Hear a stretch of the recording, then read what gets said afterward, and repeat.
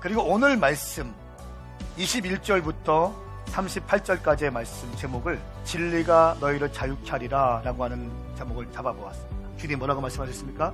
내 뜻대로 하지 않고 아버지의 뜻대로 살았다는 것입니다. 내가 사역자고 내가 직분자라고 하면서 우리 가운데는 내 생각과 내 욕심과 내 계획과 내 뜻만을 추구하지 않았는지 여러분 점검하셔야 됩니다. 끊임없이 머무는 거예요. 계속적으로 귀를 기울이는 것입니다. 말씀을 부단히 배우는 것입니다.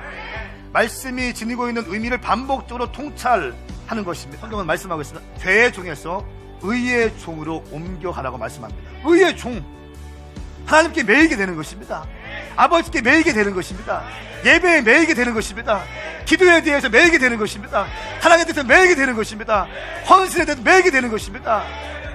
주의 사랑에 매이는 이 땅 가운데 살아갈 때 여러분 세상 사람처럼 살지 마십시오. 우리는 성별되어야 됩니다. 우리가 죄 가운데 있다 할지라도 주의 보혈을 의지하십시오. 예수님의 능력을 의지하는 것입니다. 보혈의 피를 의지할 때 우리는 모든 죄에서 사함 받을 줄 믿습니다. 할렐루야. 이것의 시작은 말씀을 받을 수 있는 마음의 공간을 넓히는 거예요. 두려움과 걱정과 근심의 노예가 아니라 자유와 기쁨이 넘치게 하여 주시옵소서.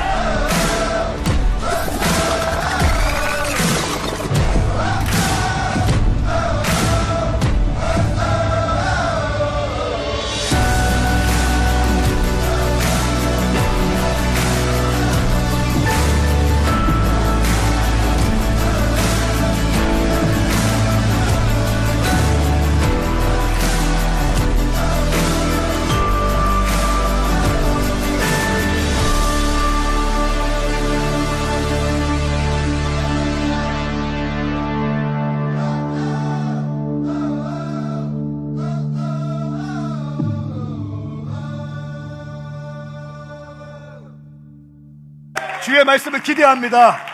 오늘 주의 말씀이 임하실 것입니다. 여러분을 회복시킬 것입니다. 여러분의 심령을 깨울 것입니다. 낙심은 떠나가고 희망으로 바뀌어질 것입니다. 절망은 떠나가고 생명으로 바뀌어질 것입니다. 이 땅에 오신 예수 그리스도께서 당신을 새롭게 하실 것입니다. 주의 말씀이 여러분을 바뀌실 것입니다. 할렐루야. 여러분, 살다 보면 슬픔이 있습니다. 살다 보면 어려운 일이 있습니다. 이런저런 많은 어려움이 있는데 그것 가운데 가장 큰 슬픔은 하나님이 베풀어 주신 은혜를 잊어버리는 것이죠. 은혜를 기억하지 못하는 것이고 그 유업을 왜곡되게 받아들이는 것입니다. 참 힘들어요. 한국의 유명한 연예인 가운데 여러분 어쩌면 코미디언의 대부라고 할 수 있습니다. 미국에서 최초로 한국인이 토크쇼를 진행했던 분이 있습니다. 잔이윤이라는 분, 여러분 기억하십니까? 대한민국 최초로 자기의 이름을 걸고 진행했던 남자이고 1960년대 70년대 미국의 유명 토크쇼인 자니 카슨 쇼의 단골 게스트로 나가면서 스타덤에 올랐습니다. 미국 전역을 들었다 놓았다 했던 사람이 바로 이 잔이윤입니다. 그리고 한국에 와서 본인의 이름을 걸고 많은 사람들에게 희망을 주었던 코미디언입니다.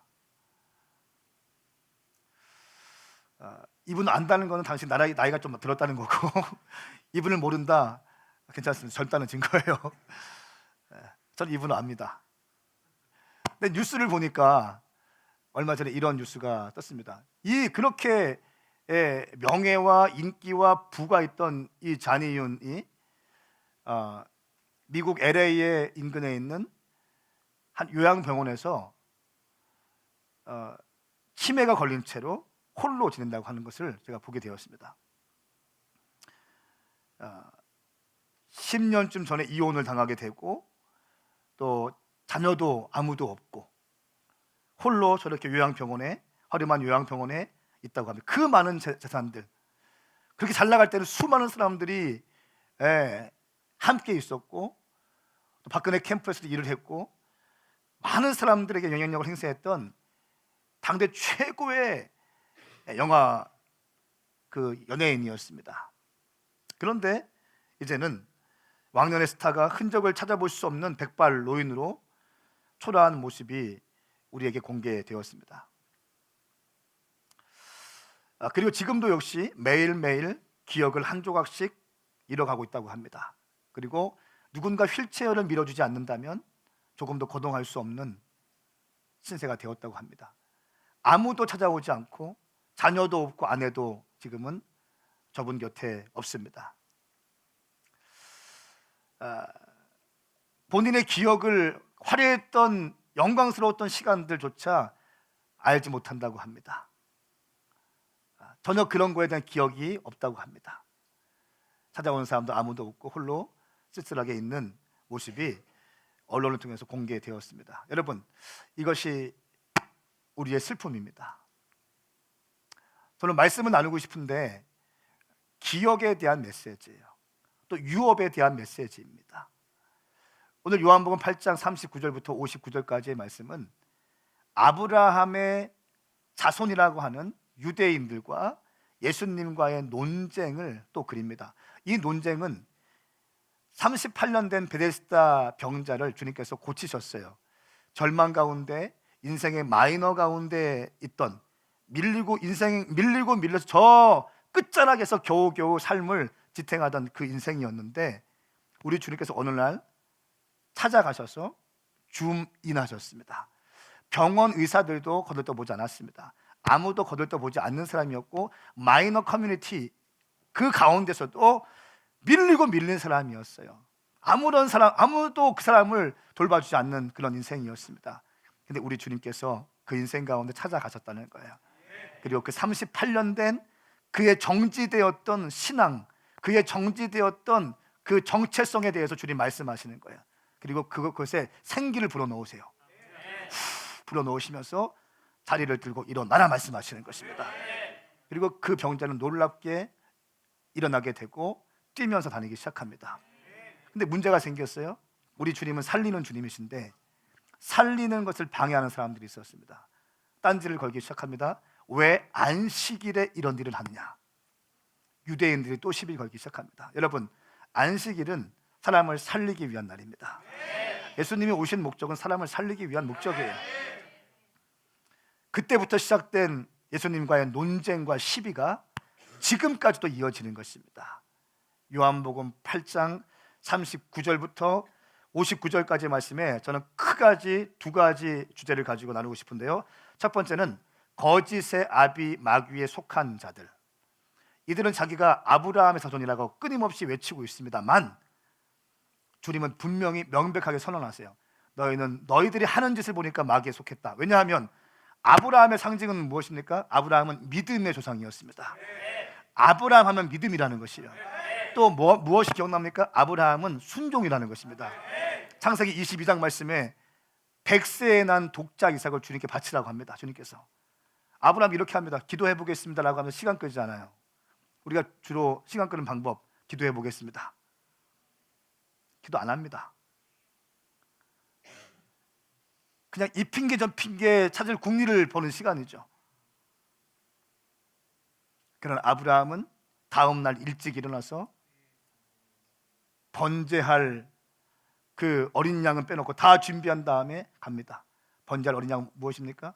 이삭이었어요. 다음 날 아침에 떠나가기 시작하는 거예요. 주님께서 말씀하시니까 그 다음 날 아침에 떠나갑니다. 그리고 칼로 내려 찍으려고 합니다. 그때 주님께서 말씀하시는 거죠. 건들지 마라. 내가 이제야 네가 나를 사랑하는지 알게 되었다. 할렐루야. 그리고 하시는 말씀, 너는 열방의 아비가 될 것이다. 열국의 아비가 될 것이다. 할렐루야. 아브라함 하면 믿음과 순종입니다. 그런데 이 유대인들은 지금 아브라함의 자손이라고 하면서 하나님에 대한 믿음과 순종으로 가득 찼던 이 아브라함 정신을 다 잊어버리고 있는 거예요. 아브라함의 자손이라고 얘기하면서 아브라함의 정신과 믿음과 순종은 다 잊어버리고 껍데기만 남아있는 거예요. 율법주의만 남아있는 겁니다. 그러면서 하나님이 보내신 예수님이 눈앞에 있으면서도 그 예수님을 믿지 못하는 거예요. 하나님이 보내신 자가 이 앞에 있는데, 하나님의 아들이 이 앞에 있는데 이 앞에 계신 예수님을 믿지 못하는 것입니다. 그리고 오히려 대적하고 멸시하고 죽이려고 하는 장면이 나옵니다. 그래서 우리 주님께서 말씀하신 거짓의 아비인 마귀에 속한 자들이라고 선포하십니다. 그러면서 48절부터 59절까지 말씀은 아브라함보다 크신 예수님, 내가 왜 아브라함보다 큰지 네 가지를 정확히 말씀하십니다.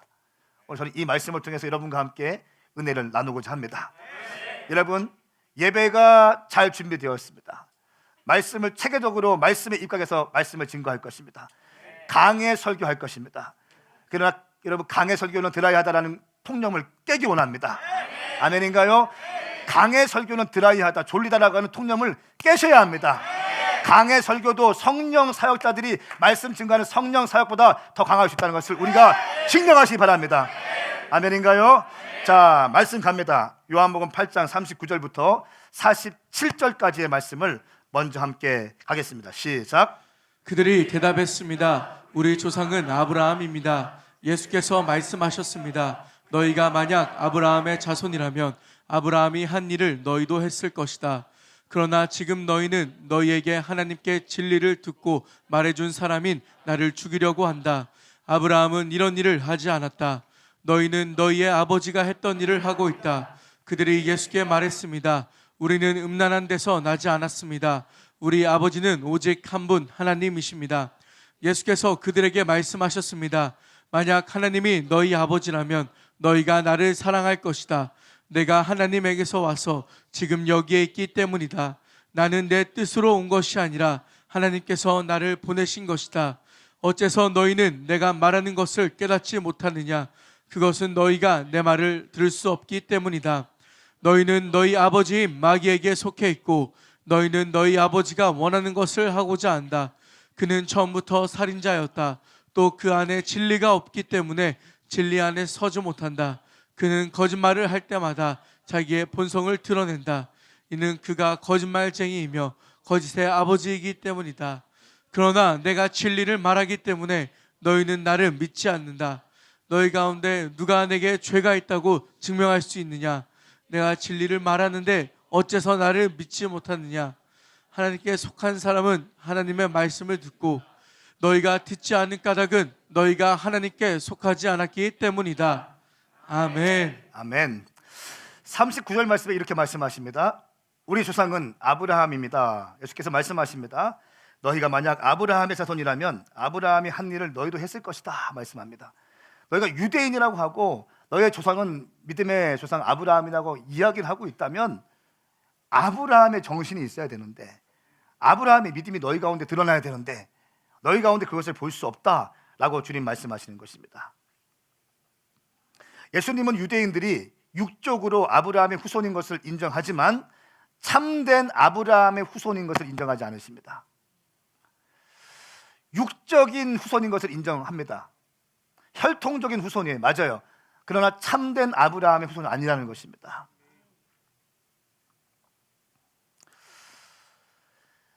아브라함 하면 여러분 아까 말씀드렸지만 믿음과 순종입니다. 하나님에 대한 믿음이었다는 거예요. 이 유대인들 하나님이 보내신 예수 그리스도가 앞에 있음에도 불구하고 메시아가 누구인지도 몰라요. 그러므로 너희들은 참된 아브라함의 자손이 아니다 말씀하고 있는 것입니다. 여러분, 제가 말씀드리고 싶은 것은 거두절미하고 핵심을 나누고 싶습니다. 교회 안에 있다고 합니다. 우리가. 그리고 예수 믿으면 다 구원받습니다. 맞습니다. 유대인들과 같이 우리가 그렇게 믿고 있다는 거예요. 예수 믿으면 다 구원받습니다. 교회 나오면 다 구원받습니다. 예, 알겠습니다. 무슨 말인지 제가 의미를 알겠어요. 그런데 과연 우리 가운데 예수 그리스도를 왕으로 모시는, 예수님을 내 인생의 구세주로 모시는 그런 믿음이 있냐는 겁니다. 유대인들이 아브라함의 후손이라고 하면서 아브라함의 정신을 잊어버리고 아브라함의 믿음이 없고 아브라함의 순종이 없는 이 유대인들을 향해서 주님께서 마지막 부분에 너희는 마귀의 자신이라고 말씀합니다. 너희는 마귀에서 났다 이렇게까지 말씀하십니다. 이거 지금 이 고대 사회에서의 엄청난 일이었습니다. 유대인들은 대부분 바리새인과 서기관과 율법학자들이 있으며 그 모세 오경 토라를 암송해왔으며 어릴 때부터 그 율법에다가 꿀을 발라서 달달달 애울 정도로 어릴 때부터 말씀과 가까이 하고 모세 오경을 달달달 애운 사람 아닙니까? 말씀에 능통한 자였다는 거예요. 말씀을 아는 자였다는 것입니다. 근데 그들 가운데 아브라함의 정신이 빠져있는 거예요. 저는 이 말씀을 묵상하면서 이런 생각이 들었습니다. 정말 우리 교회 가운데, 우리 성도님들 가운데 얼마나 하나님의 자녀로서의 삶을 살 수 있을까 라고 하는 것을 생각하지 않을 수 없었습니다. 내가 정말 예수 믿는 사람답게 내 자아를 십자가에 못 박고 얼마나 내 자아를 십자가에 못 박기 위해서 싸우며 살고 있는가. 간단하게 예수 믿지 않고 불편하게 예수 믿으면서 말씀, 이 한 말씀을 내 심령 가운데 새겨 넣기 위해서, 이 말씀이 내 심령 가운데 깨우쳐지게 하기 위해서 말씀을 부여잡고 말씀을 묵상하며 말씀 가지고 기도하며 성령님을 사모하며 헌신과 순종의 삶을 살아가며 예배의 삶을 살며 기도하며, 과연 얼마나 많은 분들이 이런 삶을 살 수 있을까? 살고 있는가? 제가 질문하지 않을 수 없었습니다.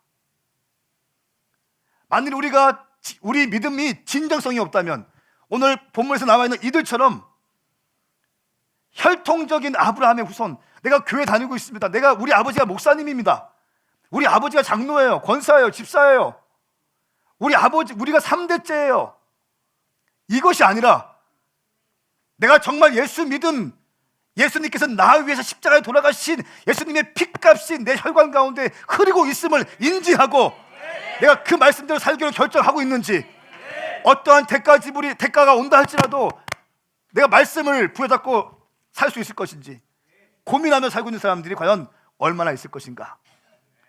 저는 정말 질문하게 되었어요. 오늘 예수님께서 이렇게 말씀하시는 겁니다.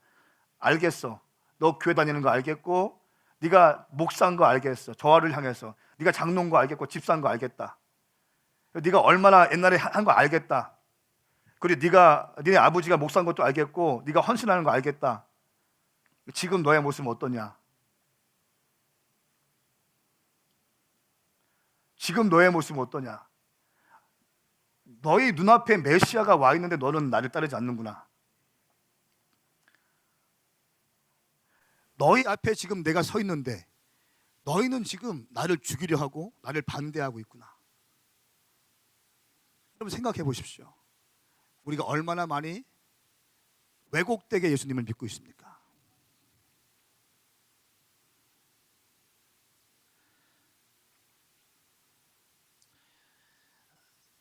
칼 융이라고 하는 심리학자가 있습니다. 이 칼 융이라고 하는 심리학자가 책을 썼는데, 이 책에서 이렇게 이야기했습니다. 그 책에 인상적인 그림이 있는데, 아돌프 히틀러 사진을 딱 이제 그려놨어요. 그리고 이 아돌프 히틀러가 누굽니까? 유대인 학살의 주범 아닙니까? 이 사람의 얼굴을 딱 그려놨어요. 그리고 그 밑에다가 이렇게 썼습니다. 이 사람은 세계 정복이라는 선동적인 망상을 이루기 위해 유럽 전역을 불길에 휩싸이게 했다 할 것이다. 이런 글을 써놨어요. 다시 한번요. 이 사람은 세계 정복이라고 하는 선동적인 망상을 이루기 위해서 유럽 전역을 불길에 휩싸이게 할 것이다. 이렇게 써놨어요. 맞아요, 틀려요? 맞아요. 그런데 이 메시지는 아돌프 히틀러가 윈스턴 처칠에게 했던 말이에요. 그러니까 이 칼 융이 히틀러에게 한 말이 아니라 히틀러가 이 처칠을 향해서 했던 말이라는 거예요. 자기가 살인하면서 처칠을 향해서 이 사람은 세계 정복이라고 하는 선동적인 망상을 이루기 위해서 유럽 전역을 불길에 휩싸이게 할 것이다. 이렇게 이 히틀러가 처칠을 향해서 말했다고 합니다. 여러분, 정말 사실일까요? 사실입니다. 이렇게 얘기했다고 합니다. 많은 사람들이 자기 자신 안에 있는 악을 직면할 수 없다고 합니다. 내 안에 있는 악을 직면할 수 없다는 거예요. 자신의 악을 제대로 보지 못하기 때문에 대신 자신 안에 있는 악을 다른 누군가에게 돌려서 그 사람을 탓함으로써 자신은 악하지 않다고 생각하는 것입니다. 이것을 심리학적인 용어로 투사라고 한다고 합니다. 자기의 성격이나 감정 혹은 행동 중에 인정하고 싶지 않거나 만족하지 못하는 부분이 있으면 그것을 남의 탓으로 돌리면서 자기는 그렇지 않다고 생각하는 것을 의미합니다. 이것은 자기 방어를 위한 무의식적인 자기 정당화의 일종이라고 합니다. 오늘 유대인이 오늘 본문에 나오는 유대인들이 계속 이렇게 하고 있는 거예요. 예수님을 향해서 죽이려고 하는 것입니다. 심지어 이 48절 말씀에는요, 예수님을 향해서 사마리아인이라고 얘기해요. 사마리아인이라고.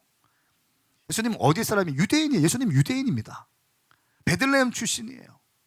그죠? 사마리아인이라고 얘기하고 심지어는 어떻게 얘기합니까? 귀신 들렸다고 얘기해요. 그리고 나중에 말씀 보니까 돌을 들어서 찍어 죽이려고 그래요.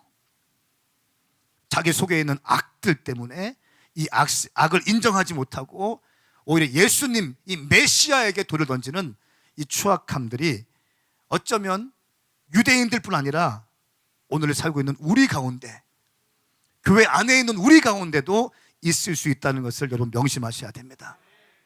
여러분, 그러므로 제가 늘 말씀드립니다. 믿음과 소망과 사랑입니다.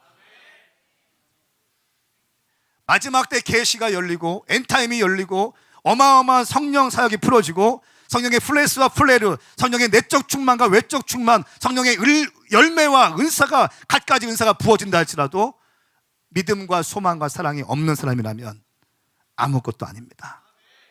할렐루야. 믿음과 소망과 사랑으로 충만하셔야 됩니다. 믿음과 소망과 사랑. 얼마나 이 말이 저는 참 좋은지요. 믿음과 소망과 사랑. 언젠가는 제가 이 복도에다 크게 써놓을 거예요. 믿음, 소망, 사랑. 항상 기뻐하고 쉬지 말고 기도하고 범사에 감사함으로. 할렐루야. 믿음과 소망과 사랑을 이루어 나가시기 축복합니다. 조금 못해도 괜찮습니다. 조금 공부 못해도 괜찮아요. 돈 조금 없어도 괜찮습니다. 은사 좀 없어도 괜찮습니다. 실력 좀 없어도 괜찮아요. 여러분 가운데 믿음으로 충만하시기 바랍니다. 하늘 소망으로 불타오르기 바랍니다. 사랑으로 가득 차시길 축복합니다.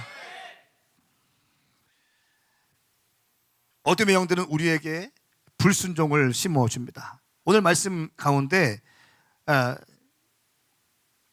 이런 42절 말씀 한번 읽겠습니다. 42절 말씀 시작.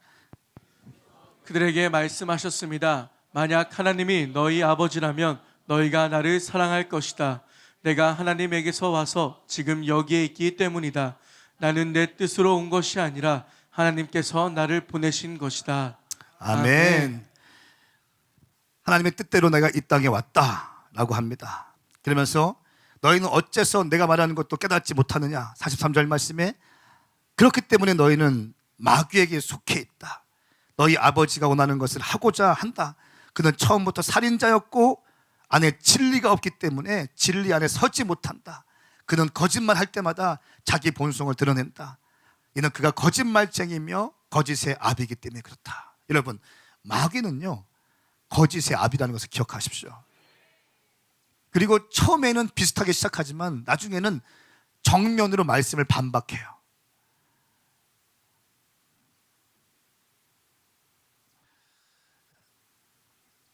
가인에게 죽음의 영을 집어넣습니다. 그래서 아벨을 향해서 살인하게 만들어버립니다. 사랑하는 동생에게 생명을 빼앗아가는 일을 합니다. 창세기 말씀에서 하나님께서 말씀하십니다. 너희가 다 가져라. 그런데 동산 중앙에 선악을 알게 하는 나무는 절대로 건드리지 마라. 이것을 먹으면 너희는 죽을 것이다 말씀하고 있습니다. 창세기 2장 17절 말씀에 그것을 먹는 날에는 네가 반드시 죽을 것이다. 근데 마귀를 보십시오. 마귀는 3장 말씀에 이렇게 얘기합니다. 3장 3절 말씀에 그러나 하나님께서 동산 한가운데 있는 나무의 열매는 죽지 않으려거든 먹지도 말고 건드리지도 말라 이렇게 말씀하세요. 죽지 않으려거든 먹지도 말고 건들지도 마라. 아멘입니까? 여러분, 이것은 어떤 의미입니까? 주님께 다 주신 것입니다. 다 주셨는데 너희가 마음대로 먹고 마시고 정복하고 다 해라. 그러나 동산 중앙에 있는 건 건드리지 마라. 여러분 마찬가지 우리가 10의 1조에 대해서 마찬가지라는 것이에요. 이런 원리가 있는 것이에요. 너에게 내가 재정을 줄 것이다. 부을 것이다. 하늘의 복을 부을 것이다. 마음대로 선용해라. 구제해라. 봉사해라. 그것으로 마음껏 또 집도 사고 해라. 그러나 10의 1조만큼은 건드리지 마라. 아멘인가요? 내가 이 땅을 창조했다. 내가 모든 나라의 주인이다. 나는 킹 오브 킹스, 모든 만왕의 주인이다. 만왕의 왕이다. 그러나 주일만큼은 건드리지 마라. 주일날만큼은 안식일을 거룩히 지켜야 한다. 예배에 사수해라. 아멘인가요? 주님 이거 말씀하고 있는 것입니다. 근데 3장 4절 말씀에 뱀이 이렇게 얘기하죠. 뱀이 여자에게 말합니다. 너희가 절대로 죽지 아니할 것이다. 정면으로 주의 말씀을 반박합니다. 그러면서 하는 말이 5절 말씀에 이는 너희가 그것을 먹는 날에는 너희 눈이 열려서 너희가 선과 악을 아시는 하나님처럼 될 것을 하나님이 아시기 때문에 너희의 눈을 가린 것이다. 선악과를 먹으면 네가 하나님처럼 될 것이기 때문에 먹지 못하게 하는 것이다 라고 하면서 말씀을 정면으로 반박하는 이 메시지에 또 그럴듯한 이유를 갖다 붙입니다. 사랑하는 여러분, 인생에 고민이 될 때 힘들 때 여기저기서 하는 말들이 있을 것입니다. 여러분들의 그럴듯한 말을 할 것입니다. 그러나 그 말이 진리가 아닌 이상 그 메시지에 너무 귀를 기울이지 마십시오. 당신 아무 생각 없이 그 사람이 당신에게 툭 던진 말을 묵상하지 마십시오. 제가 어제 어떤 형제에게 상담하면서 이런 얘기했어요. 어떤 사람이 저한테 이런 얘기했어요. 요즘에 좀 다운된 게 제가 보였어요. 불렀어요. 얘기했어요. 어떤 사람이 저에게 이런 얘기했어요. 제가 너무 힘들어요. 막 울면서 얘기해요. 제가 그랬어요. 꿀밤을 딱 쥐어박았어요. 꿀밤을 딱 쥐어박았어요. 야, 내가 지금 너 꿀밤 때렸다. 네가 보는 나는 누구냐? 폭력적인 목사님이냐? 아니요. 꿀밤 때렸잖아. 그럼 뭐야? 사랑해야 목사님 사랑하느냐? 목사님 저 사랑하는 것 같아요. 그래 맞아. 그 사람도 아무 생각 없이 그냥 던진 말이야. 그 사람이 조금 혼낸 것 같고 네가 그 사람에 대해서 그 말 때문에 힘들어하고 그렇게 하는 거 아니야. 내가 지금 너한테 꿀밤을 쥐어 박았어도 네가 나를 폭력적인 목사님으로 인식하지 않는 이유는 내가 평상시에 너를 향한 사랑을 알고 있기 때문에 그렇게 말한 것인데 그 사람 역시 너에 대해서 평상시에 어떻게 했는가를 한번 기억해봐라. 아멘입니까? 무슨 말인지 이해되십니까? 사랑하는 여러분, 이런저런 말이 들릴 때 그 앞에 말씀을 대셔야 됩니다. 여러분은 말씀 앞에 서는 법을 훈련하셔야 됩니다. 마지막 때는요 말씀입니다. 말씀에 붙들려주셔야 됩니다. 말씀에 붙들리셔야 돼요. 진짜를 먹다 보면 가짜가 금방 분별되어집니다. 위조 지폐 감별사들이 감별할 때 진짜 지폐를 많이 만져본대요. 진짜 지폐를 만져보면요 평상시에 만지는 연습하면 가짜 지폐 딱 잡히면요 금방 드러난다는 거예요. 영적 원리도 마찬가지입니다. 진리이신 생명의 말씀을 듣고 묵상하다 보면요 이 소리가 어둠의 영의 소리인지 이 사람이 혼적인 욕심의 소리인지 이 사람이 내 생각인지 금방 분별될 수 있습니다. 이것이 영 분별의 방식이라는 것입니다. 주님 말씀하십시오. 육성으로 잘 안 들립니다.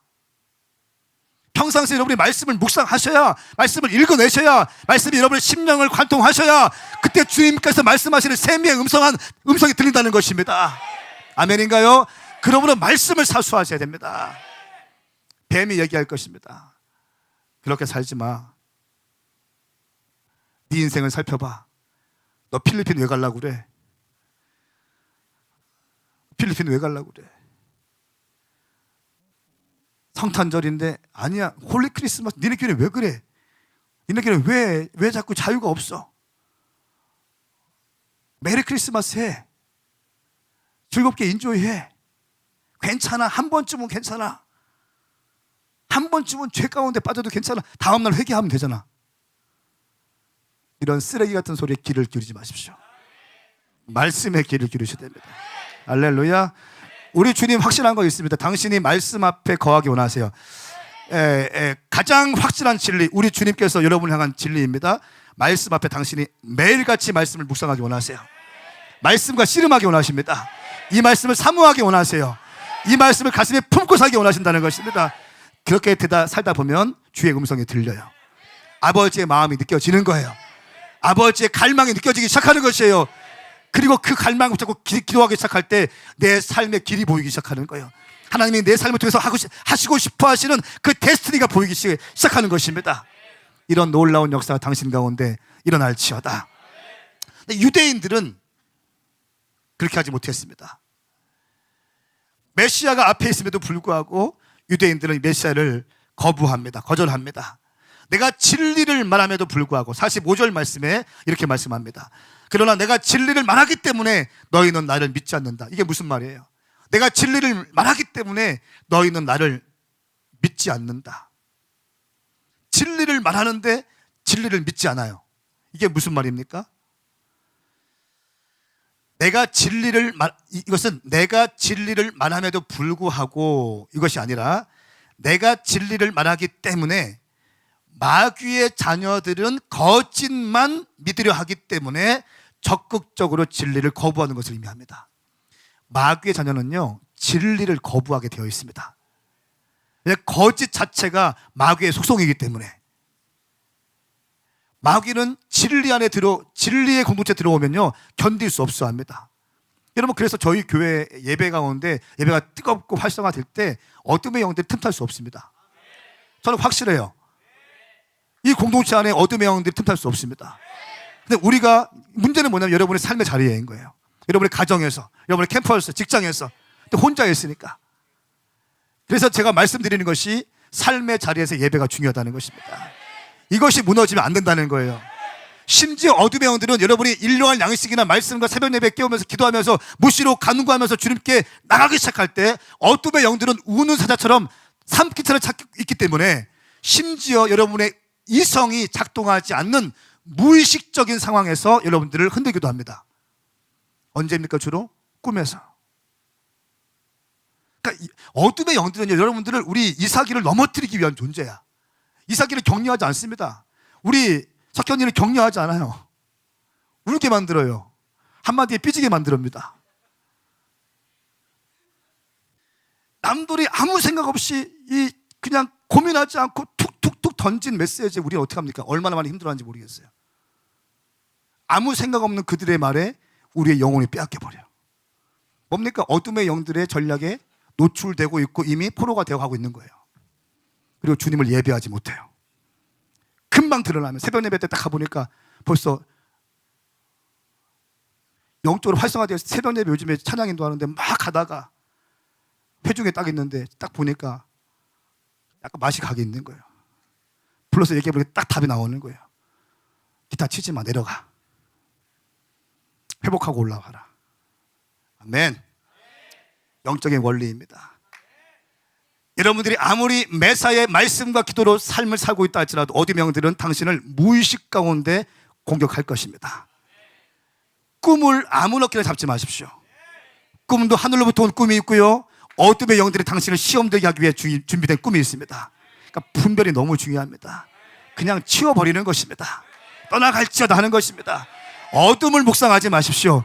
빛을 묵상하는 것입니다. 이것이 영적 전쟁에 항상 승리하는 비결인 것이에요. 어둠을 묵상하지 말고 빛을 묵상하십시오. 할렐루야. 마귀의 역사를 묵상하지 말고 성령님의 일하심을 묵상하십시오. 그 주님을 살리실 것입니다.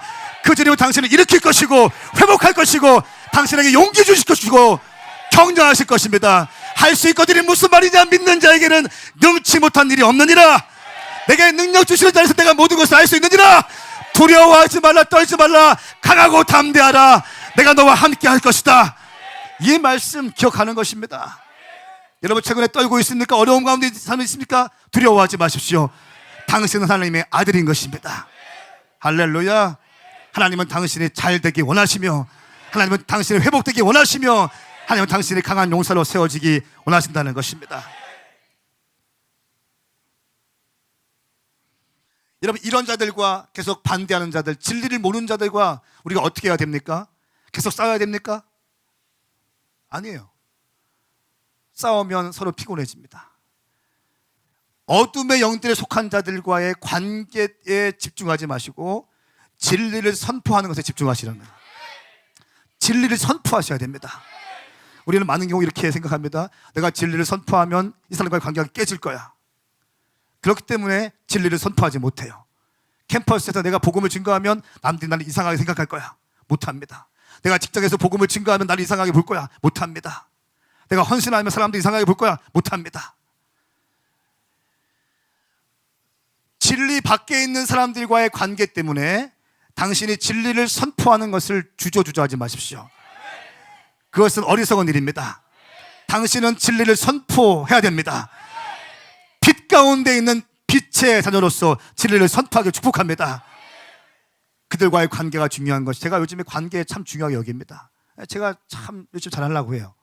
한 분 한 분 마음을 드리려고 합니다.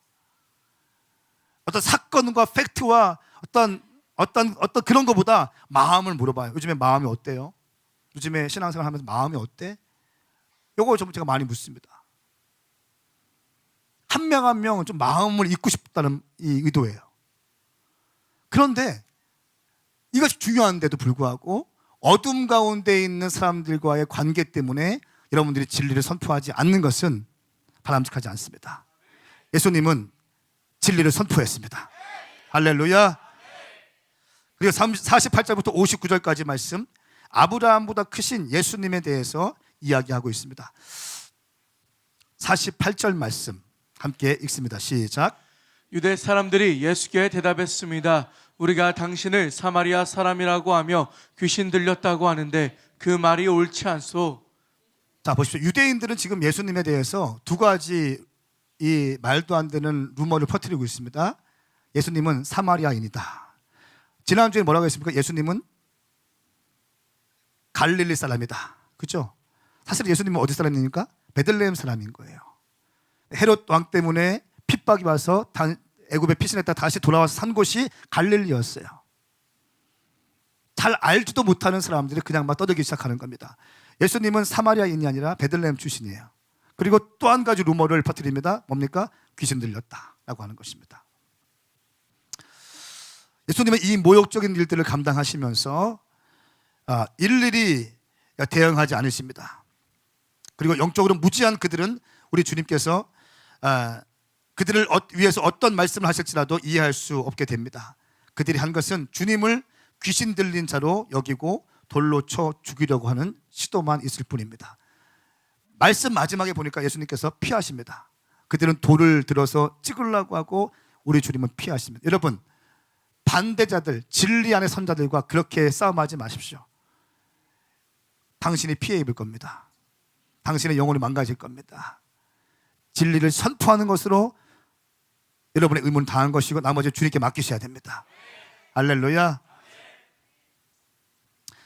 아브라함보다 예수님이 크신 이유 네 가지 말씀만 딱딱 읽고 42절 말씀 또 같이 보고 싶습니다. 51절 말씀에 내가 진실로 진실로 너희에게 말한다. 누구든지 내 말을 지키는 사람은 결코 죽음을 보지 않을 것이다. 첫 번째, 예수님이 아브라함보다 크신 이유, 내 말을 지키는 자는 결코 죽지 않을 것이기 때문에. 지킨다라고 하는 헬라어를 보니까 테레오입니다. 테레오. 붙들다, 또 준행하다라고 하는 의미가 있습니다.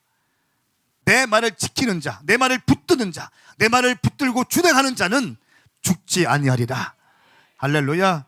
하나님 말씀을 붙드는 자, 예수 그리스도의 이 생명의 말씀을 붙드는 자는 살 줄 믿습니다. 두 번째, 54절 말씀. 만일 내가 나를 영광되게 한다면 내 영광은 헛된 것이다. 나를 영광스럽게 하시는 분은 바로 너희가 너희 하나님이라고 말하는 내 아버지이시다. 나를 영광스럽게 하는 자에는 바로 하나님이시다 라고 하는 것입니다. 너희가 믿는 하나님, 너희가 따르고 있는 하나님, 그 아브라함의 하나님이 나의 아버지다.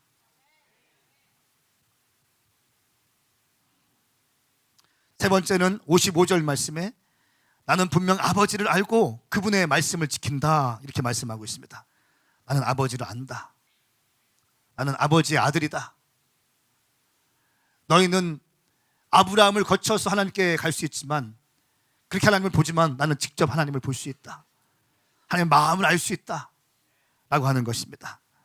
네 번째, 나는 아브라함이 태어나기 전부터 있었다라고 말씀하십니다. 58절 말씀. 내가 진실로 진실로 너희에게 말한다. 나는 아브라함이 태어나기 전부터 있었다 말씀하고 있어요. 할렐루야. 요한복음 4장 12절 말씀에는 내가 너희 조상 아브라함의 조상 야곱보다 큰 자이다 이렇게 말씀하세요. 야곱보다 큰 자이다. 아브라함보다 먼저 했던 자이다. 너희가 믿는 아브라함 믿는 하나님, 그 하나님이 보내신 자가 나다. 너희가 아브라함의 후손이라고 하면서 왜 나를 믿지 못하느냐?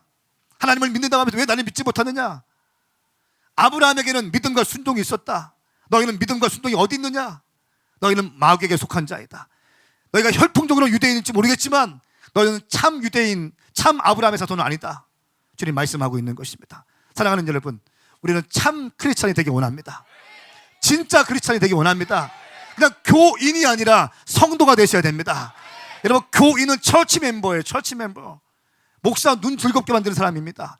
빈자리 채웠으니까 목사 눈 즐겁게 만드는 사람이에요. 그러나 성도는 다릅니다. 세인트는 다른 거예요. 주님의 길을 걸어가는 사람들, 할렐루야, 주님을 따르는 사람들, 주님의 길을 걸어가는 사람들, 다르다는 것입니다. 교인, 처치 멤버와 성도는 이거는 같이 놀 수 없는 단어입니다. 저는 그래서 아무한테나 교인이라고 하는 말, 성도라고 하는 말 참 쉽습니다. 안 좋습니다. 그래서 교인 총회 뭐 있다는 거, 그거 저는 좋아하지 않습니다. 성도가 돼야죠. 주님께는 봉사가 아니라 뭐 한다고요? 헌신해야죠. 어떻게 주님께 봉사합니까? 할 수 있는 만큼 합니까? 아니죠. 주님께 헌신하는 거죠. 할렐루야. 우리 주님께서 우리 위해 십자가 다 지셨고 생명 주셨는데 헌신하셔야죠. 어떻게 그냥 예수 믿습니까? 어떻게 그냥 내가 할 수 있는 만큼 합니까? 최대한 다 섬기는 거죠. 주님의 사랑에 매이는 거죠. 죄의 종에서, 지난주에 죄의 종에서 의의 종으로 바뀐 것처럼, 의의 종에 매인 것처럼 예배에 매이시고 기도에 매이시고, 할렐루야, 헌신에 매이셔야죠. 그런 삶이 의의 종이 된다는 것입니다. 이 말씀하시자 59절 말씀에 유대 사람들이 돌을 들어 예수께 던지려 했습니다. 그러나 예수께서는 몸을 피해 성전 밖으로 나가셨습니다. 그냥 피해버리십니다. 여러분, 믿음 없는 사람들과 그렇게 혈전 벌이지 마십시오. 당신만 손해입니다. 피하십시오. 진리 선포하고 빠지십시오. 주님께 맡기셔야 됩니다. 할렐루야. 42절 말씀 한 절만 더 보고 성탄절의 의미를 좀 보겠습니다. 42절 말씀 함께 읽습니다. 시작. 예수께서 그들에게 말씀하셨습니다. 만약 하나님이 너희 아버지라면 너희가 나를 사랑할 것이다. 내가 하나님에게서 와서 지금 여기에 있기 때문이다. 나는 내 뜻으로 온 것이 아니라 하나님께서 나를 보내신 것이다. 아멘. 네. 내 뜻으로 이 땅에 온 것이 아니라 하나님이 나를 보내셨다. 하나님께서 여러분 왜 보내셨습니까? 십자가 지라고 보내셨어요. 이 모든 것에 십자가가 있어요. 십자가 지라고. 십자가 왜 집니까? 사람 살리라고, 사람 회복시키라고. 낙심되어 있는 자, 절망 가운데 있는 자, 두려워 떨고 있는 자, 허탈한 것에 빠져서 시간, 젊음, 인생 다 허비하는 자, 우울증에 걸려 있는 사람들, 아무런 소망이 없는 사람들, 두려움 가운데 있는 사람들, 십자가 지고 네가 대신 승리할 수 있는 힘을 주어라. 할렐루야. 예수 믿고 구원받을 수 있는 죄의 문제 다 해결해서 내 가운데 나올 수 있도록, 나의 아들, 딸도 될 수 있도록 네가 대신 죽어야 죽여야겠다. 이 어둠 가운데 빛을 비춰야 된다. 생명을 주기 위해서, 생명으로 생명을 주기 위해서 이 땅에 오신 거 아닙니까? 이 예수님의 사랑, 이 예수님의 헌신적 십자가의 죽으심, 이 모든 것을 계획하신 하나님 아버지의 풍성하신 사랑과 넘치는 은혜, 할렐루야, 이것을 위해 이 땅에 오셨다는 것입니다. 근데 우리는 어떻게 성탄절을 맞이하고 있냐는 거예요. 성탄절은요, 제가 깜짝 놀랐습니다. 신촌과 홍대에 가니까 한 달 전부터 모텔들이 다 부킹이 끝났다는 거예요. 예약이 끝났다는 거예요. 거기 누가 쓰겠습니까? 다 20대들, 대학생들이 돈 없다고 하면서 자기들 놀 건 다 놀아 보니까 흥청망청 쓰고 거기서 뭐 하겠습니까? 죄 짓는 거죠. 성탄절이 그렇게 전락했습니다. 백화점마다 세일한다고 하고 선물 사라고 부추기고 선물 교환하고 막 좋습니다. 괜찮아요. 심지어 교회들마다 산타클로스가 막 교회 강단 위에 올라오고 루돌프 사슴코 막 그거 부르면서 막 즐거워 사탕 모자 쓰고 그럴 수 있습니다. 그러나 알면 그렇게 할 수 없는 거예요. 누가 주인가? 내일이 성탄절입니다. 어떻게 보내시겠습니까? 영상 보시고 함께 기도했으면 좋겠습니다.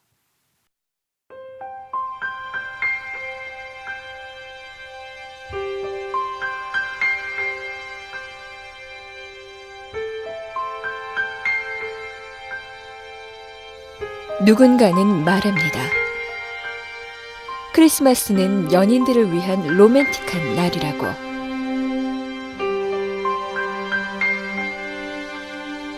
다른 누군가는 이렇게 말합니다. 산타클로스와 루돌프가 생각나는 동화 같은 날이라고.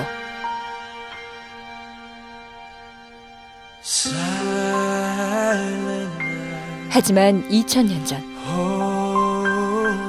진짜 성탄절의 주인공이 이 땅에 오셨습니다.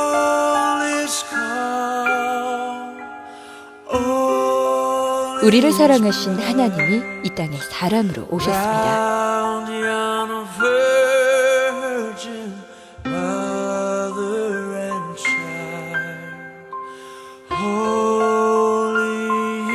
죄로 얼룩진 사람들, 상한 마음을 지닌 영혼들을 위해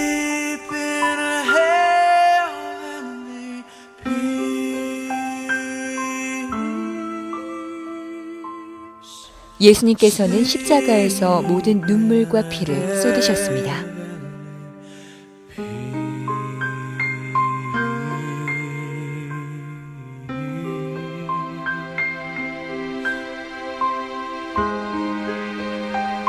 그리고 다시 살아나심으로 영원한 천국을 허락하셨습니다.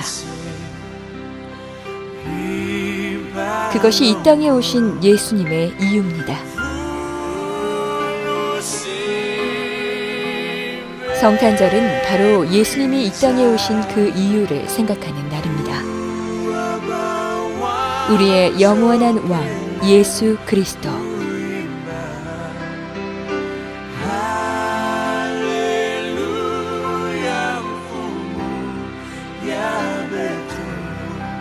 선하신 아버지인 예수님만이 진정한 성탄절의 주인공이십니다.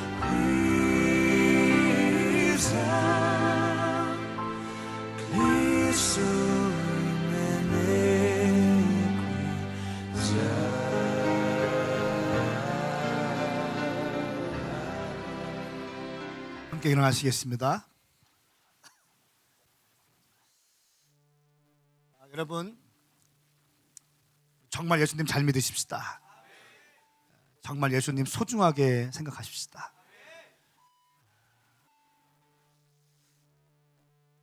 성탄절, 예수님에 대해서 묵상하기보다는 연인들에게 선물을 어떤 걸 줄까, 우리 아들, 딸에게 어떤 선물을 줄까, 이런 생각들.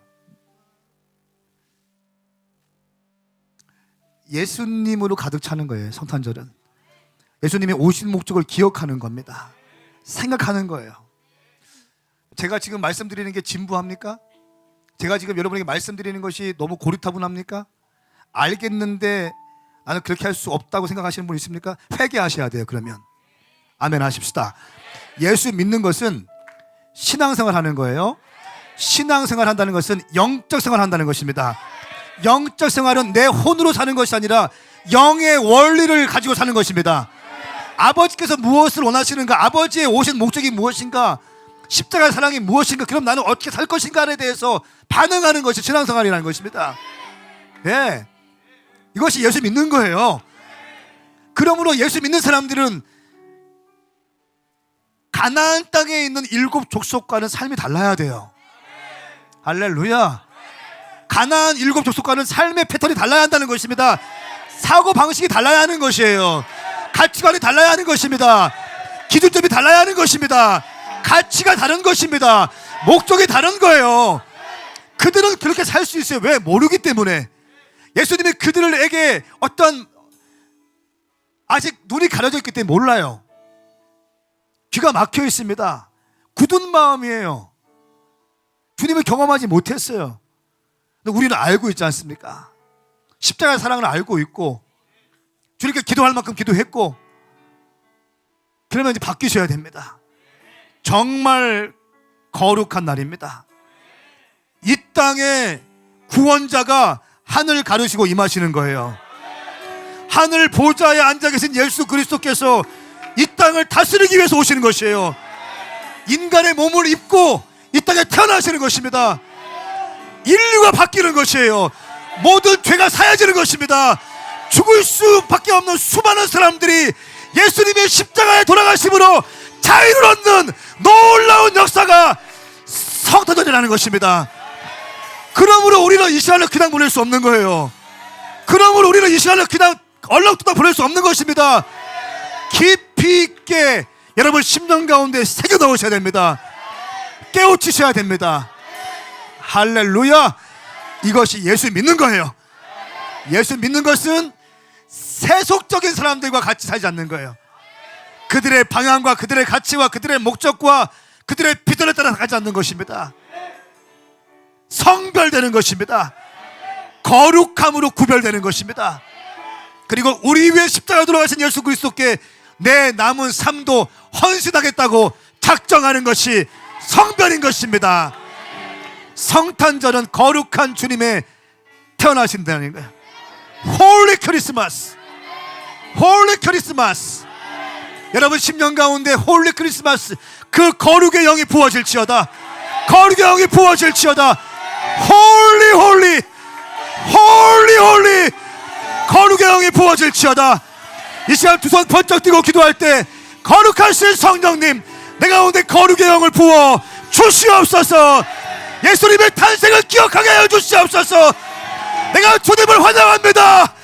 내가 주님을 따르겠습니다. 내 가운데 불을 주시옵소서. 주의 이름 부르고 기도합니다. 주여, 주여.